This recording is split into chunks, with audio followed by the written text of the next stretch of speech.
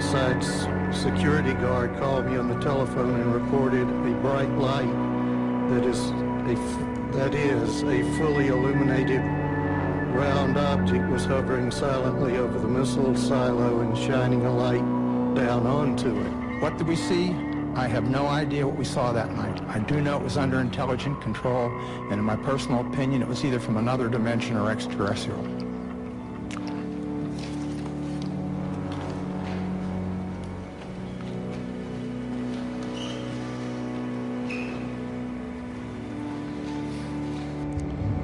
The air around us was electrically charged, and we could feel it on our clothes, our skin, and our hair.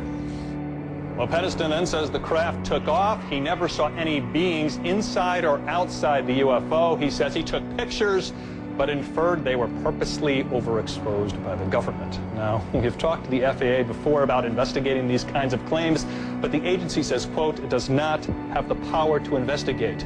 We've covered a few of these kinds of stories before, Wolf, and one thing that we always mention to the enthusiasts is if one of these craft came down on Earth and did an interview with one of us, the debate would be over. But that hasn't happened yet. It hasn't happened yet, but there's, who knows? Could happen. Gary, thanks very much. Real question here that we've been addressing is, have we been visited? Are we, since we are now a spacefaring civilization, having only gone to our own moon, but have our visitors, the aliens, have they come to us? And all the evidence is yes. So what is it that you want to see the Obama administration release? What is it specifically? What do you think is there that we need to see? Well, the other nations, and this has been a global phenomenon, other nations in just in recent history, the Belgian nation, the French, the Brazilians, the Mexicans, the Argentines, all of their files have been opened up. And there's no reason in the world why the U.S. files, the leading nation in the world in this period, should have been reticent in opening ours too, except special interest groups. So Edgar, but let me ask you, for all the stories that have leaked over all the years, and there's always somebody somewhere that's going to leak something, and if there was really something there, don't you think by now somebody would have said something? Oh, it has. People have been saying it all along. But for example, just the explanation to the Roswell incident has changed every few years, and a new story comes out. If it were really that simple, if it weren't what it really was, you wouldn't need all of these various stories coming in. And so the attempt to cover this up and to disguise the issue and create misinformation and disinformation is very well recorded. And the documentation from very fine researchers like Dr. Robert Wood and his son Ryan, who've investigated all of the early documents, all point to the same story. Hey, we're not alone here when we've been visited. Well, Edgar Mitchell, I'll tell you what, it fascinates all of us. We'll stay on it, and please.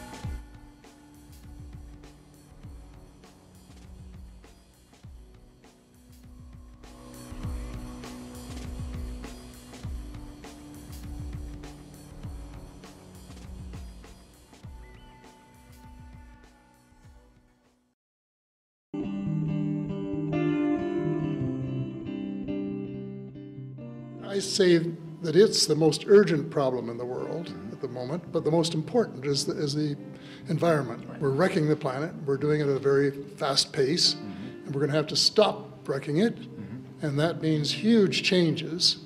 Too late for more offshore drilling, too late for more projects in the oil sands, too late for more huge, noisy windmill farms, all of this stuff. We have to get onto the real technology that is going to make it possible to do this job and do it correctly and do it quickly. It was told to me that they had developed both zero-point energy and cold fusion. Right. And either one of these or both could be used to change the world.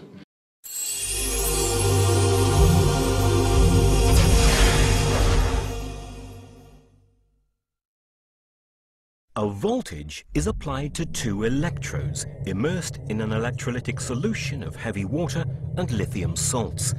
This establishes a flow of current from a strip of palladium, acting as the cathode, to several platinum coils, acting as the anode. Temperature sensors measure the temperature of the electrolyte solution within the cell, as well as the cooling water that surrounds it in the larger jacket container. Within the solution, many of the D2O heavy water molecules are dissociated into OD negative and D positive ions. When the voltage is applied to the electrodes, the OD negative ions are attracted to the positively charged platinum anodes, where they lose an electron and combine with other OD ions to reform back into D2O, while the remaining orphaned oxygen atoms combine to form O2, which escapes as a gas up to the surface of the solution. Meanwhile, the D positive ions are attracted to the negatively charged palladium cathode, where they quickly find an electron on the surface of the cathode to neutralize their charge. This cathode is made of palladium atoms, arranged in a face-centered cubic lattice. Some deuterium atoms work their way into the lattice by popping through the interatomic sites within the lattice. Other deuterium atoms bump into each other along the surface of the palladium cathode and form a D2 molecule that's too big to enter the lattice. These D2 molecules cluster to form bubbles that rise up in the electrolyte solution. Simultaneously, new D2O molecules are dissociated in the electrolyte into more OD negative and D positive ions.